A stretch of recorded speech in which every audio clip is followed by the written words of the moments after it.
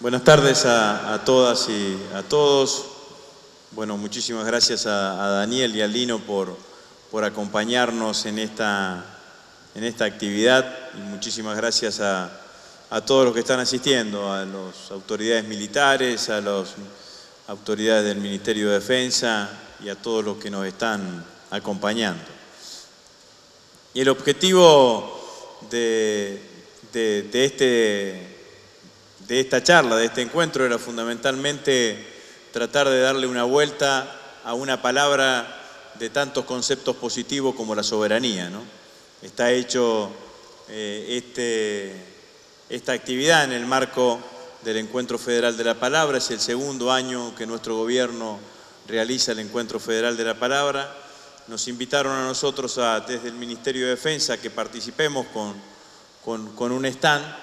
Y bueno, y acá estamos, digamos, ¿no? Lo primero que nos preguntamos es qué teníamos que ver nosotros del Ministerio de la Defensa con la palabra, digamos, ¿no? Porque no es que aparece la asociación inmediata. Y entonces la decisión que tomamos fue tratar de utilizar esto de palabras buenas, de palabras nobles y palabras feas, para no utilizar el término malas palabras, que es, como todos ustedes saben, un término muy dignificado por el Negro Fontana Rosa. El Negro Fontana Rosa tenía una opinión muy positiva de las malas palabras, porque decía que transmitían cosas que otras palabras no podían llegar a transmitir. Una de las últimas apariciones públicas del Negro fue en el Congreso de la Lengua Española, ¿te acuerdas, Daniel? Gustavo de Ministro, en Rosario, y allí hizo una exposición antológica, digamos, ¿no?, sobre el tema del uso de las malas palabras. Y decidimos entonces meternos por el camino de una palabra buena, de una palabra que transmite cosas positivas, transmite cosas que son beneficiosas para el conjunto del país. Y junto con esto nos planteamos dos objetivos. Bueno, cómo se resignifica el concepto de soberanía en la Argentina, qué significa para nosotros el concepto de soberanía, y al mismo tiempo tratar de mostrar que las Fuerzas Armadas participan integralmente de un concepto muchísimo más amplio que el concepto tradicional que se puede tener sobre la mirada de en qué parte de la soberanía están involucradas las Fuerzas Armadas, que la lógica y la respuesta automática de cualquiera es la defensa de la integralidad territorial.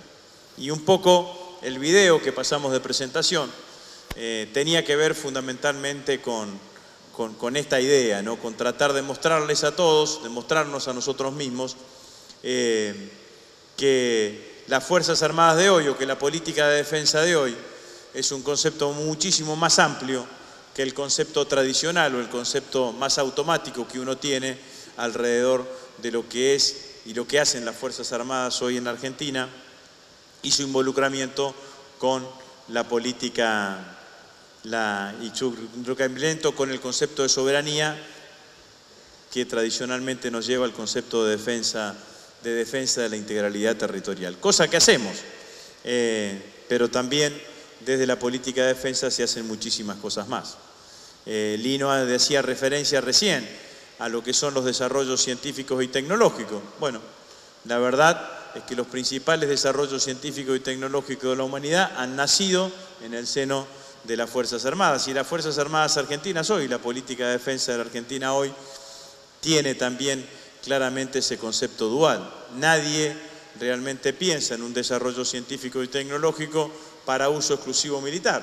En general, la mirada dual para uso militar y para uso civil está presente claramente en cada uno de esos objetivos y de esos planteos.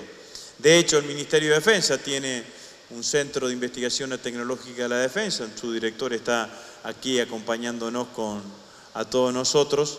Y también cada una de las fuerzas tienen sus direcciones de investigación y desarrollo, así se llaman, ¿no?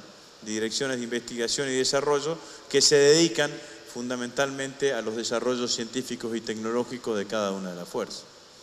Hace un par de años, porque no hace 2 años todavía que soy ministro de Defensa, pero desde que asumí como ministro de Defensa, uno de los nuevos desafíos que se nos apareció claramente y que sin duda es un desafío no solamente para nosotros, sino todos los países de Latinoamérica están detrás de esto, es ver cómo damos respuesta a un fenómeno nuevo, que es el fenómeno de la ciberseguridad y específicamente hacia el interior de las Fuerzas Armadas y hacia el interior nuestro, cómo hacemos para ir en búsqueda de diseños de sistemas de comunicación con niveles de seguridad que seguramente durarán ese nivel de seguridad óptimo, no más de 10 minutos hasta que venga un hacker y te lo vuelva a romper y que vos sigas detrás de ese nuevo búsqueda de ese nuevo sistema de seguridad. Pero ciertamente, a partir fundamentalmente de todo lo que sucedió con Brasil,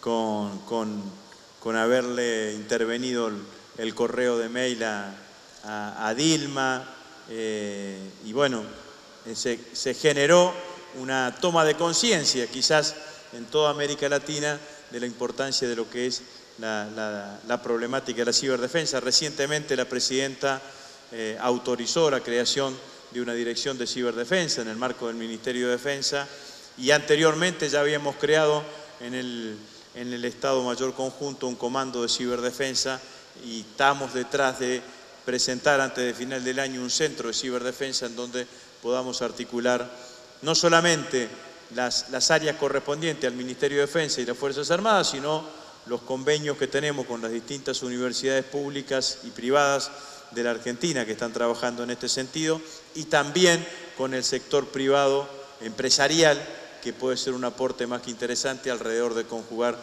una capacidad de esas características. Cuando hablaba recién de la intervención del correo de mail de la presidenta Dilma Rousseff, digo también que el otro correo que habían intervenido era el de Petrobras, el del presidente de Petrobras, y eso nos asocia claramente o nos liga claramente a esto que tanto Daniel o Lino hablaron, que es el tema de los recursos naturales, que es otro de los desafíos que nosotros nos hemos planteado como política de defensa. ¿Cómo hacemos que la Agencia de Defensa participe o tenga en el marco de su diseño o en el marco de sus capacidades adquirir la defensa de los recursos naturales en nuestro país? En nuestro país siempre pensamos a nuestro país integrado con América Latina, digamos, ¿no? Sobre todo con América del Sur. Recién para ponerle algunos números o algunas cifras a lo que decía Lino recién, del 100% del agua que hay en el mundo, solamente el 3% es apta para consumo humano y el 27% está en América del Sur. Y es renovable entre un 20 y un 25% anualmente por el régimen de lluvia que tiene América del Sur. Más o menos lo mismo sucede con los recursos hidrocarburíferos. El 26-27% de lo que consume el mundo se produce en América del Sur, y América del Sur consume solamente el 10 o el 11%. Tenemos el 27% de la superficie cultivable del mundo, y somos depositarios de la reserva de algunos minerales estratégicos, como en el caso del litio, que entre Bolivia, Argentina y Chile tienen más del 95% de la reserva. Bueno, está claro que si uno analiza y ve un continente que tiene abundancia de recursos naturales y por el otro lado un mundo que demanda esos recursos naturales, no hay que ser demasiado genio para ver que estratégicamente alrededor de eso hay una línea de tensión, y que esperemos que nunca tengamos que usar las agencias de defensa para defender nuestros recursos naturales, y obviamente que no estoy plantando ni la militarización de los yacimientos ni nada que se le parezca, pero sí pensar en esa situación geoestratégicamente posible de tensión que pudiese existir en el futuro, sobre todo cuando toda América del Sur solamente representa el 12% de la población mundial. Entonces ese es un escenario que también vincula a la defensa con la defensa de los recursos naturales. El concepto de soberanía es un concepto que tiene múltiples miradas, pero uno podría decir claramente que cuanto mayores grados sean de lo de soberanía que tenga nuestro pueblo o que tenga nuestra nación, mayores son las posibilidades de tomar decisiones autónomas, y en ese marco de mayor posibilidad de tomar decisiones autónomas están claramente en juego el destino de nuestro pueblo o la aventura de nuestro pueblo. La Argentina está detrás de la búsqueda de su soberanía energética. Su soberanía energética tiene que ver con la explotación, entre otras cosas, de los recursos hidrocarburíferos no convencionales. La existencia de yacimientos no convencionales en la Argentina no es una cuestión de poca envergadura. Estados Unidos, un país históricamente demandante de hidrocarburos, ha logrado niveles de autoabastecimiento energético altísimos a partir de la explotación de los recursos del petróleo y el gas no convencional. Dicho de otra manera, digamos, ¿no? Muchísimas veces las tropelías bélicas que hubo en el mundo fueron motivadas por esa demanda del propio Estados Unidos. Si la Argentina en los próximos años, con Vaca Muerta, con la recuperación de YPF, que es otro acto de soberanía, ¿no? Porque claramente mientras YPF estaba en manos extranjeras, los objetivos que perseguía la administración de la principal empresa petrolera argentina en manos extranjeras correspondía a los objetivos de esas empresas extranjeras, no eran convergentes con los objetivos que tenía el país, que era lograr autoabastecimiento energético. Entonces estábamos presos detrás de una ecuación económica que tenía que ver exclusivamente con la rentabilidad de esa empresa. La recuperación de YPF por parte del Estado permite claramente apuntar a lo que significa el autoabastecimiento energético y orientarla en este sentido. Si la Argentina tiene autoabastecimiento energético, o en la medida que la Argentina vaya recuperando escenarios o porcentajes de autoabastecimiento energético, Argentina sale desde el punto de vista económico de la restricción externa que hoy tiene, que es la escasez o un nivel de ingresos de dólares que produce nuestra economía, que se ven claramente tensionados por la cantidad de dólares que tenemos que utilizar para equilibrar nuestra demanda energética. Entonces la situación económica de nuestro país pega un cambio notable, digamos, ¿no? Con un nivel de autoabastecimiento energético, la Argentina vuelve al escenario que teníamos en los primeros años de Néstor Kirchner, que era el escenario de los superávit gemelos, superávit la balanza comercial y superávit fiscal, y tiene un horizonte de 30 años de energía barata y real, y ahí la Argentina se puede plantear claramente seguir aumentando su proceso de industrialización, completando algunos aspectos de sustitución de importaciones, por ejemplo en la industria automotriz, o apostando a otros proyectos estructurales como puede ser la industria ferroviaria o la industria aeronáutica, ¿no?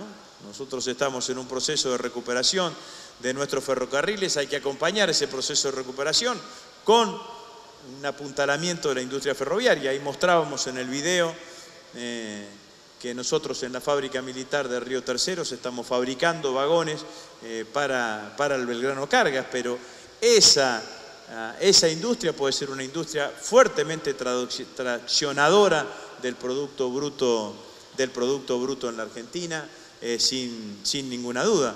Y alguna vez fuimos un país pionero en la industria aeronáutica en el mundo. No sé si en el mundo, pero sí en América Latina, sin ninguna duda. Nosotros impulsamos este año, después de muchísimo tiempo, desde FADEA, la Fábrica Argentina de Aviones, reconstituir después de muchísimos años una cámara de empresas ligadas a la industria aeronáutica, pero yo estoy convencido que ese puede ser otro de los proyectos estructurales. Digo, la Argentina tiene proyectos estructurales, el proyecto hidrocarburífero es un proyecto estructural. Uno va a cualquier lugar no a cualquier lugar, pero en muchísimos lugares de la Argentina hay empresas que están fabricando insumos para la industria hidrocarburífera, independientemente si tienen un pozo de petróleo a 100 kilómetros o a 3.000 kilómetros, y eso indica el impacto que tiene una medida de esas características. También un proceso de industrialización te da un proceso de mayor autonomía, porque te pone en una mayor independencia de lo que puede ser el precio internacional de los commodities, sobre todo nuestro principal commodity, que es la cuestión de la soja, digamos, ¿no? Recuperamos, yo me acuerdo que cuando debatíamos lo de YPF en el Congreso, yo utilicé un concepto que me lo había enseñado Lino Barañao, digamos, ¿no? YPF no solamente era importante para nosotros para orientar su producción detrás de la búsqueda del autoabastecimiento energético, sino es importante porque YPF en manos de Repsol, siendo la principal empresa privada argentina, no ponía un peso en investigación más desarrollo. Y es mentira que el Estado se pueda hacer cargo del proceso de investigación y desarrollo en el mundo. Me acuerdo que vos me enseñaste que Motorola e IBM, dos multinacionales, tienen presupuestado en investigación y más desarrollo más que la suma de la totalidad de los presupuestos en ciencia y tecnología de todos los países de la UNASUR. Entonces también allí hay un desafío que yo creo que tiene muchísimo que ver con la soberanía, y ya es un desafío de tipo conceptual, si se quiere, en la Argentina. Nosotros siempre le reclamamos a nuestros investigadores que nuestros investigadores en algún momento, todo eso que se investiga tiene que tener un punto de vinculación con la economía real. Tiene que haber una transferencia de conocimiento entre el que investiga y la economía real. Ahora, también tenemos que tener alguna vez un sector privado empresarial que entienda que con un determinado nivel de desarrollo de su empresa, una parte de su rentabilidad también la tiene que invertir en investigación y más desarrollo, porque es la única forma, en definitiva, en el tiempo, de salir de esta restricción externa, porque la única forma de acercarse o acortar la brecha tecnológica que tenemos con los países centrales es con desarrollo científico y tecnológico propio. Si seguimos importando desarrollo científico y tecnológico propio, no solamente no achicamos la brecha tecnológica, sino que aumentamos los niveles de dependencia. Y en el ámbito de la defensa es casi una problemática de subsistencia, porque la realidad es que los desarrollos científicos y tecnológicos en materia de defensa cada vez son más inaccesibles en términos de precio a los que nosotros podamos llegar. Entonces vale más invertir detrás de producir un desarrollo científico y tecnológico propio, con la posibilidad que ese desarrollo científico y tecnológico propio te acorte esa brecha tecnológica que tenés con los países centrales. La Argentina hizo experiencias en este sentido. La experiencia de los radares, de poder fabricar radares de defensa en la Argentina, radares comerciales o civiles en la Argentina, como los RSMA, los segundos, y los RPA, los primeros, nos permite a nosotros ser propietarios de la tecnología radar en nuestro país. Muchísimos de los países de la región no lo tienen. Y eso nos da un nivel de autonomía enorme. Siempre cuento una anécdota de los ecuatorianos, digamos, ¿no?, que compraron radares chinos. Digamos, ¿no? lo pudieron hacer andar ni los chinos ni los ecuatorianos a los radares, digamos, ¿no? Y esto es así porque, bueno, todos sabemos, y la gente de la Fuerza Aérea me ha comentado a mí, que este tipo de desarrollo se pagan 3 veces. Se pagan cuando los compras, se pagan con el mantenimiento y se pagan cuando le haces la media vida. Bueno, nosotros, a partir de tener el mantenimiento y la media vida en nuestro propio país, el ahorro que uno termina realizando a partir de esto es enorme desde el punto de vista económico, y no tiene valor en dimensión económica lo que significan los desarrollos científicos y tecnológicos propios. Bueno, pero para eso tuvo que haber una decisión y el mantenimiento de esta decisión estratégica. Porque en el año 2004, cuando Néstor Kirchner tomó la decisión de hacer el SINVICA, el Sistema Nacional de Vigilancia y Control Aeroespacial, muchos le decían la variante ansiolítica, digamos, ¿no? Porque se genera, como siempre, la presión mediática, no tenemos radares, hay que comprar los radares, entonces siempre hay alguno que aparece con la carpetita, decir, acá están los radares para comprar, digamos, ¿no? Y esa es la versión que uno sale del paso inmediatamente, si suele salir del paso, pero no resuelve en el fondo del problema, digamos, ¿no? Obviamente que no significa que está todo resuelto. Nosotros tenemos una empresa que es INVAP, que desarrolla científica y tecnológicamente el radar y lo produce. Alguna vez tenemos que tener una línea de producción independiente de quien hace el desarrollo científico y tecnológico. Bueno, eso es lo que vamos a intentar con este nuevo convenio que firmamos con INVAP alrededor de los UAV, en donde INVAP va a hacer los prototipos de los clase 2 y los clase 3, pero la fabricación de los clase 2 y clase 3 lo vamos a hacer en la fábrica argentina de aviones, pero me parece que eso es un paso adelante. Ahora, hubo que tener una decisión política y esperar una X cantidad de años a tener resultados. Lo mismo con el ARSAT. La ley de creación del ARSAT la aprobamos en el año 2006. Del año 2006 al año 2014 pasaron 8 años. E invertimos en esos 8 años en total 270 millones de dólares, pero bueno, los últimos 90 millones de dólares fueron los que nos cobraron la base del lanzamiento, pero anteriormente esa fue la inversión. ¿Se imaginan ustedes que esa inversión no resiste ninguna lógica de análisis comercial? Cualquiera que tiene una mirada neoliberal de esa empresa, bueno, seguramente al segundo año la cerraría porque hubiese sido inversión, más inversión, más inversión, sin ningún tipo de resultado. Bueno, la posibilidad de decisiones de estas características exigen también de un marco conceptual que nos permita avanzar en un determinado sentido y en una determinada dirección y que propicie la toma de determinadas decisiones políticas, digamos, ¿no? No hay posibilidad de contextualizar este concepto de soberanía que nosotros estamos transmitiendo acá, independientemente de un proyecto de país que tengamos. Si el proyecto de país es un proyecto de país chico, bueno, seguramente la cuestión sería absolutamente distinto. En materia de defensa nosotros lo hemos vivido con claridad. En la década del 90, una de las primeras cosas que vi cuando llegué al Ministerio de Defensa fue que en la década del 90, en el año 91, cuando se firma el decreto de las privatizaciones, se pone sujeto a privatización a 25 empresas que dependían del Ministerio de Defensa. Entre ellas todas las fábricas militares, los astilleros, algunas importantes como Somisa y Altos Hornos AP. Pero en realidad muchas se terminaron privatizando a precio vil, pero se terminaron privatizando. Otras directamente se terminaron cerrando, se terminaron vaciando.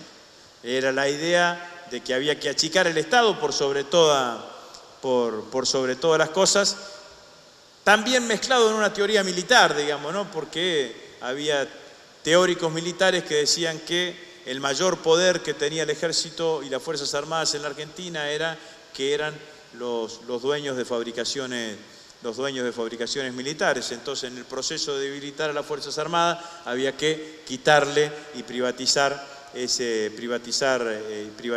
empresas. Y la verdad es lo que se logró, o no se logró, pero se diseñaba unas Fuerzas Armadas desvinculada de las cosas más nobles que pueden tener, o de una de las tantas cosas nobles que puede tener una política de defensa, que es la industria para la defensa. Ningún país del mundo creció sin industria para la defensa.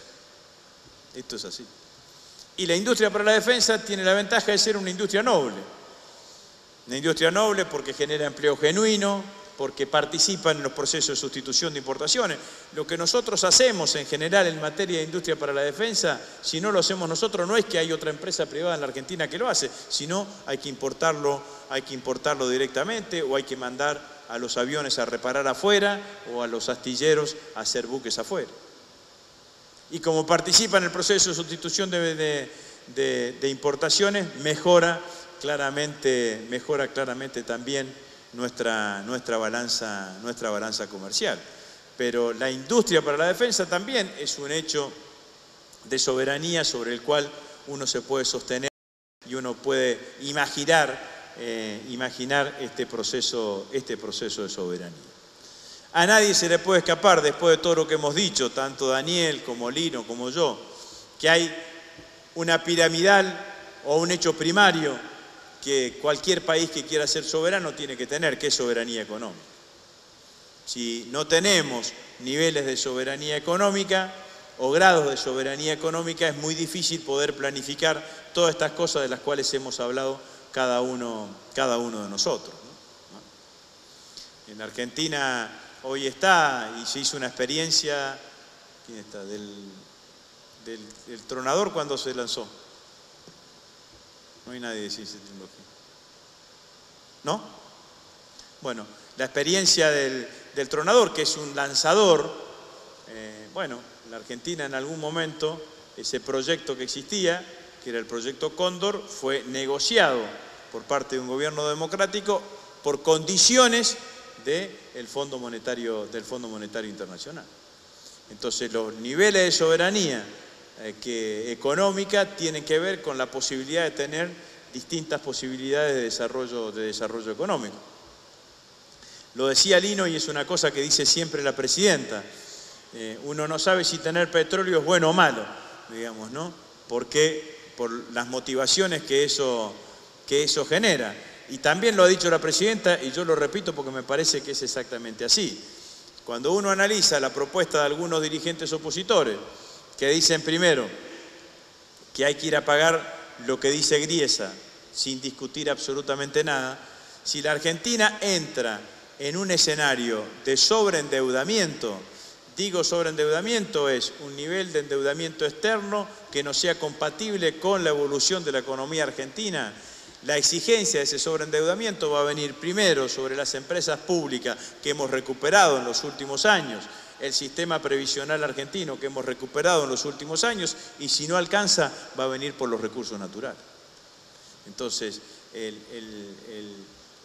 debate que ha tenido nuestro gobierno alrededor del accionar de los fondos buitre ha sido un debate o una posición que fundamentalmente lo que ha hecho nuestro país es defender las reestructuraciones de los canjes de deuda en el año 2005 y en el año 2010, que nos ha permitido hoy tener el ratio de deuda más bajo de la historia de los últimos años de historia económica argentina, y además uno de los países que más se ha desendeudado del mundo en los últimos años, y eso permite tener un nivel de independencia y de autonomía a la hora de la toma de decisiones económicas que son claramente trascendentes. Entonces, a mí me parece que esta palabra soberanía, que es una palabra que vale la pena conjugar, es una palabra mucho más simpática que, por ejemplo, la palabra ajuste, que suele ser presentada, digamos, en otros lugares y de otras maneras. Es un concepto que hay que resignificarlo, y que lo que estuvimos charlando recién acá y entre lo que mostramos en el video, tocamos varios de los aspectos en los cuales se puede especificar la soberanía de un país, la soberanía territorial, la soberanía alimentaria que decía Lino, todo lo referido a la cuestión de Malvinas, a la soberanía sobre los intereses, sobre los intereses marítimos, nuestra proyección a la Antártida, la relación de recursos naturales con soberanía, la soberanía económica, soberanía financiera y la soberanía en términos generales de un proyecto de país. Para nosotros es imposible pensar un proyecto de país sin la dimensión de la soberanía. Y yo creo que la verdad que el desafío de los próximos años de la Argentina es seguir continuando en la construcción de más soberanía. Muchísimas gracias.